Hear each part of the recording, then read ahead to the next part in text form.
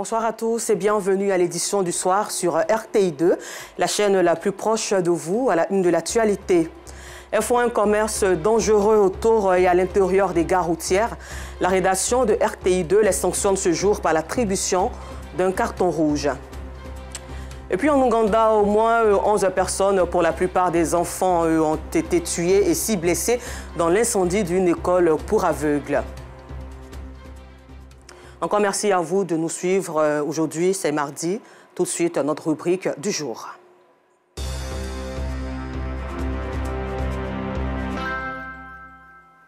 Aujourd'hui, mardi, comme je le disais, la rédaction de RTI2 pour sa rubrique brandit un carton rouge aux commerçantes de boissons alcoolisées qui siègent aux abords et à l'intérieur des gares routières. Cette vente dans les périphéries des gares constitue une véritable source de tentation pour les chauffeurs et apprentis de transport en commun.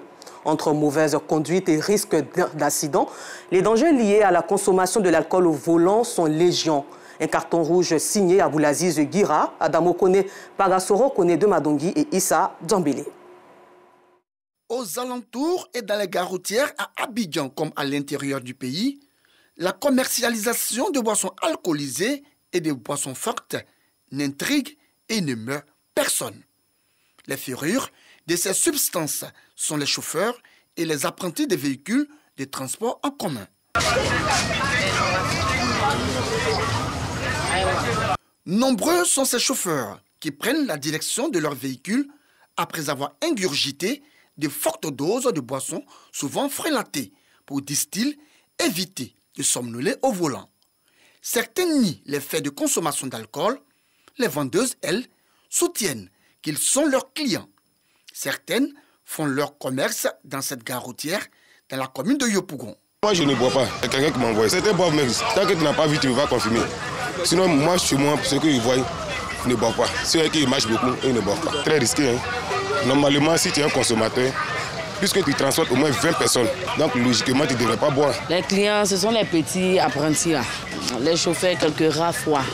C'est les apprentis qui sont leurs clients favoris. D'après eux, il faut boire pour pouvoir travailler.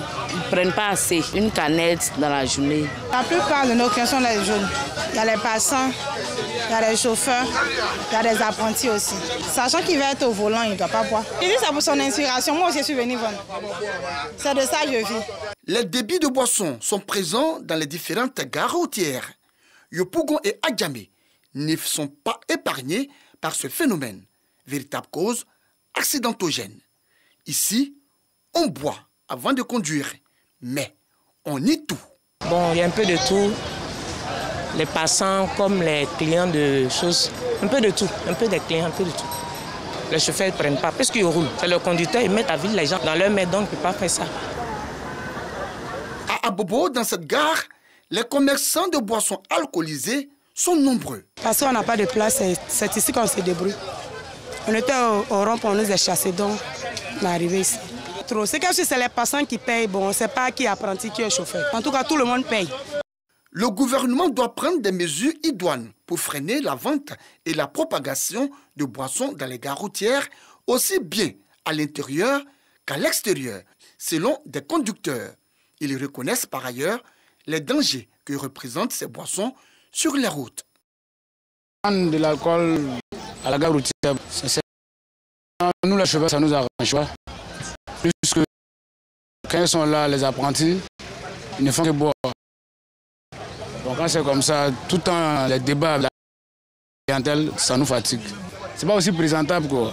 Les filles qui vendent les boissons à côté du goudron là, je vais les policiers d'Abobo là, et on va les chasser même. Parce que tant qu'ils sont là, nos petits les vont boire. Conseil qu'ils peuvent donner à les chauffeurs. Donc on fait très attention. Quand ils roulent, il ne faut pas boire. C'est pas bon du tout.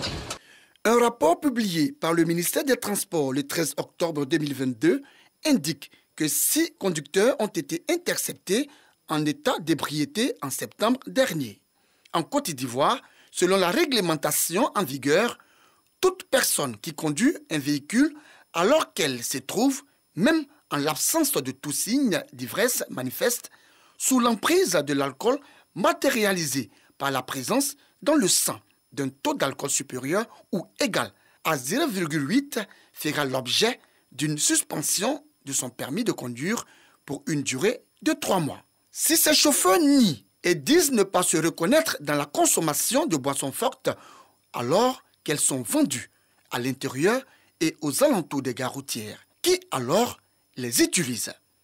Le temps d'une réponse et vu le caractère dangereux de la consommation de l'alcool par certains chauffeurs des véhicules de transport en commun, la rédaction de RTI 2 attribue un carton rouge à tout chauffeur aux attitudes irresponsables et inciviques qui ingurgitent les alcools frelatés et qui par la suite tiennent le volant, mettant ainsi en péril la vie des populations innocentes. Un carton rouge également aux vendeurs et vendeuses de boissons alcoolisées à l'intérieur et aux alentours des gares routières qui ne cessent de vendre ces substances nocives aux chauffeurs.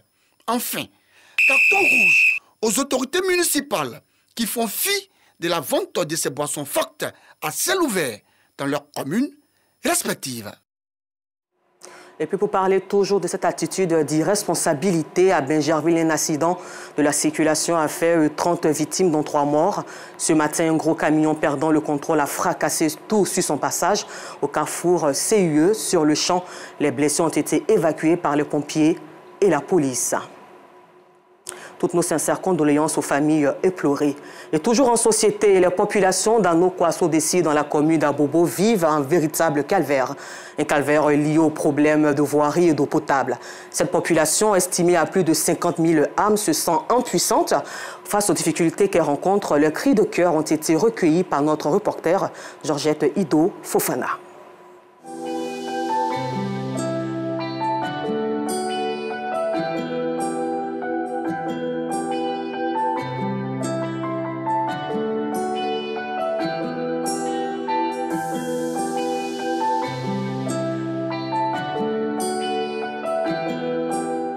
C'est malheureusement le quotidien des automobilistes de cette voirie d'Ano-Kwasso-Dessi dans la commune d'Abobo.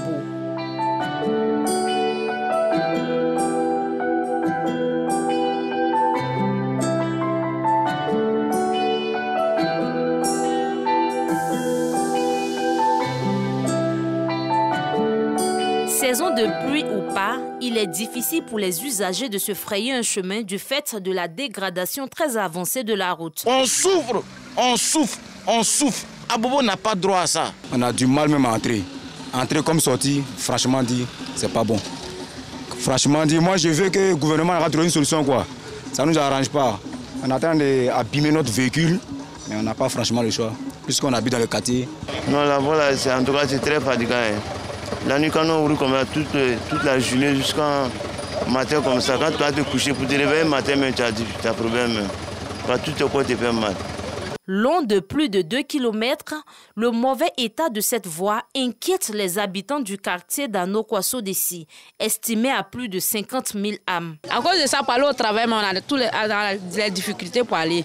Les mototaxis qui sont là, souvent ils nous prennent, nous jettent dans l'eau sale. Souvent même là, ils ne vont même pas. Pour avoir le véhicule, c'est difficile. Tu peux pas passer, le taxi ne vient pas.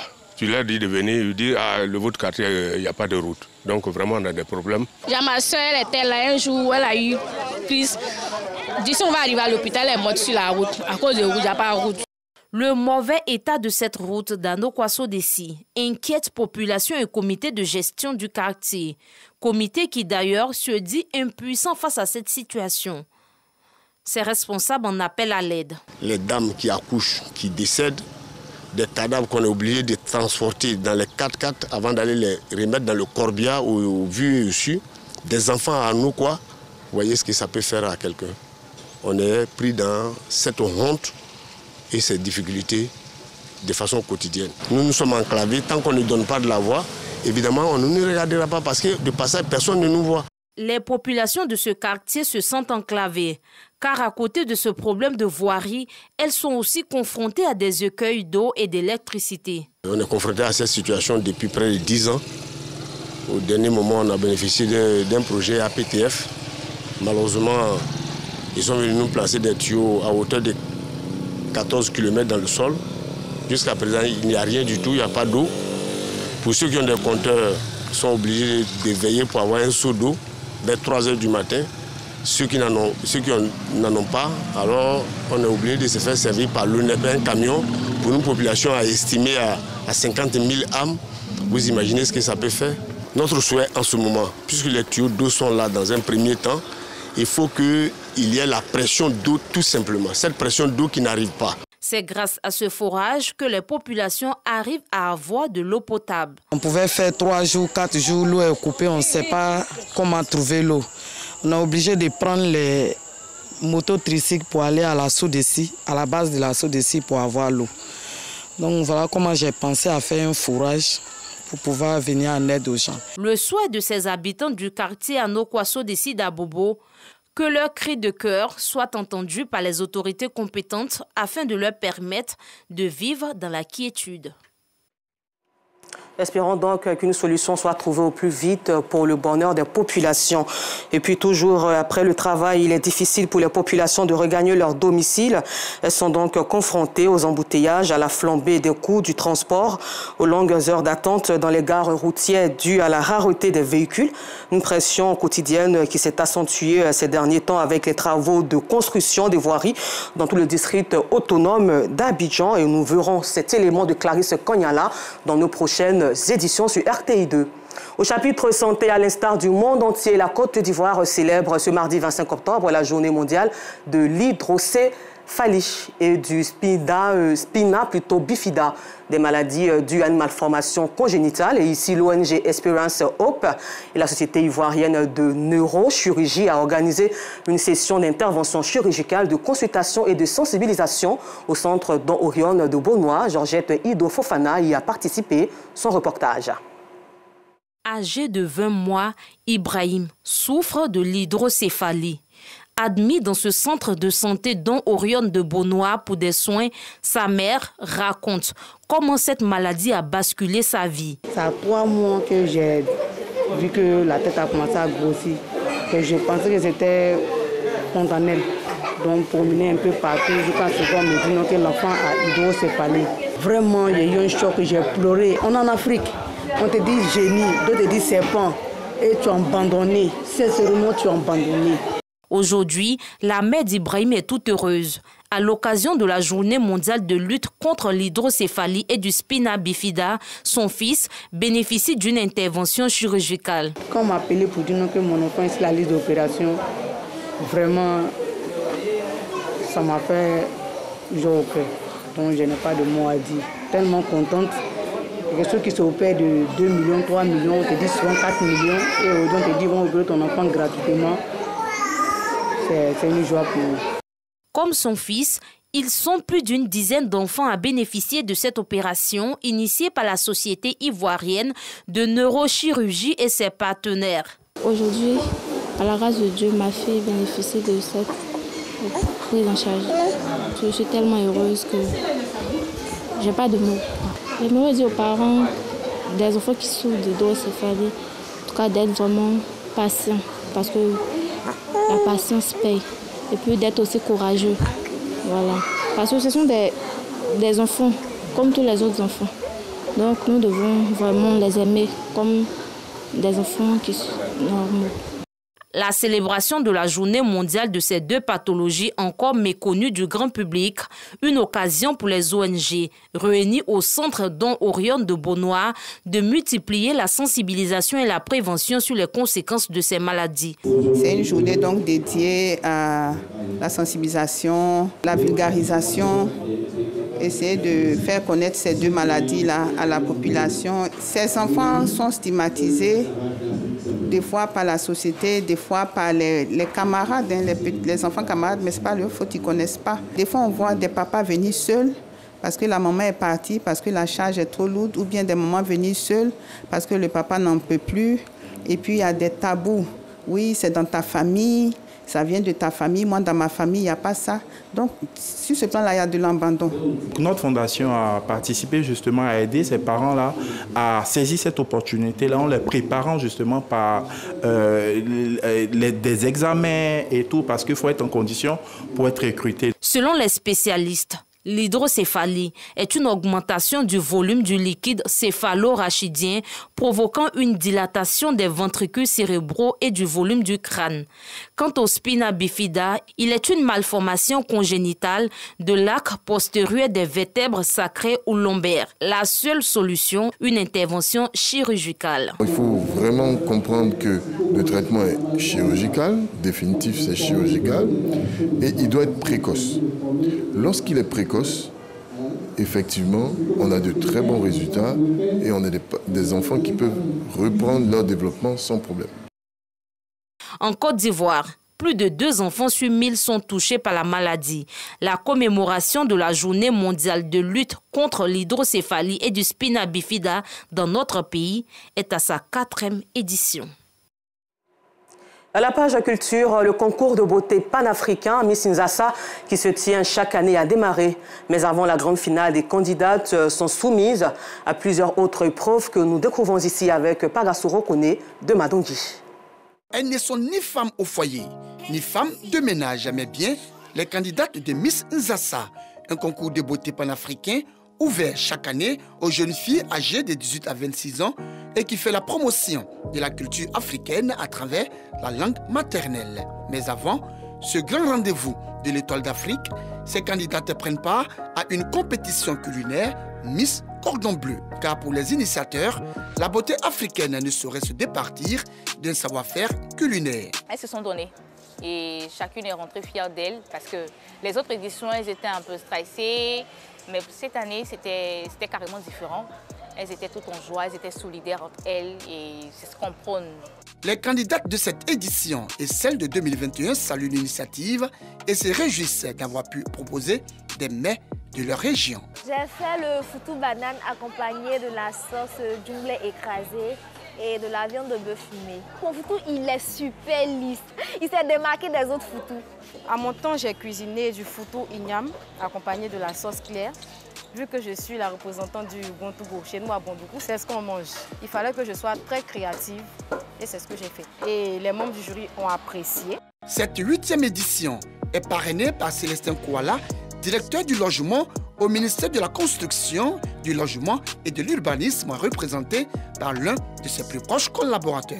Vous savez très bien aussi que la cuisine africaine est l'une des meilleures, peut-être même la meilleure. Le parrain, non seulement il a soutien pour cette année, mais que cette initiative continue et il continuera de l'accompagner. Je pense que petit à petit, la mayonnaise va prendre. Les résultats du concours seront communiqués au cours de la grande soirée dédiée au concours de Miss Nzassa le 5 novembre prochain au Palais de la Culture de Treichville. Nous le disions en titre, hors de nos frontières en Ouganda, au moins 11 personnes, pour la plupart des enfants, ont été tués et 6 blessés dans l'incendie d'une école pour aveugles à Luga, un village situé à 45 km à l'est de la capitale ougandaise Kampala. La cause de l'incendie qui s'est déclarée vers 1h ce matin mardi est pour l'instant inconnue.